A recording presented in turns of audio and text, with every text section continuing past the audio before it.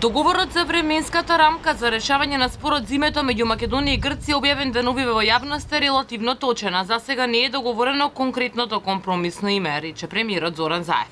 На пресконференцијата во повод една година од работата на владата што ја предводи, која се одржа во дворот на владата пред споменикот на слободителите на Скопје, тој рече дека чекорите што беа објавени деновиве во медиумите не се тајна, туку биле тема на лидерската средба што се одржа месецов.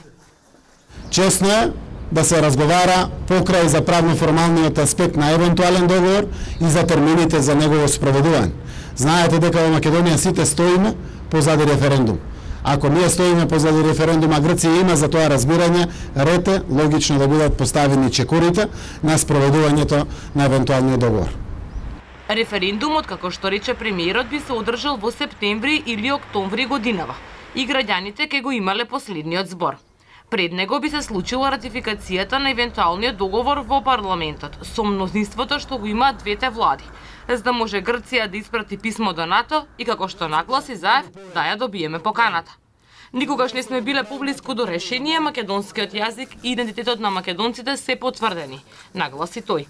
На прашањата поврзани со тоа дали новото компромисно име е Република Северна Македонија и дали се уште во игра македонскиот предлог Република Илинденска Македонија, пак рече дека конкретното име се уште не е договорено.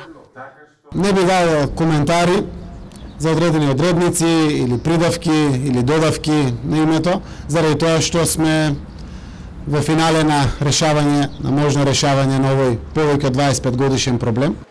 Најавениот разговор со грчкиот колега Алексис Ципрас, на кој, како што и самиот рече, очекувало се направи значаен исчекор, ќе се реализирал најдоцна до петок.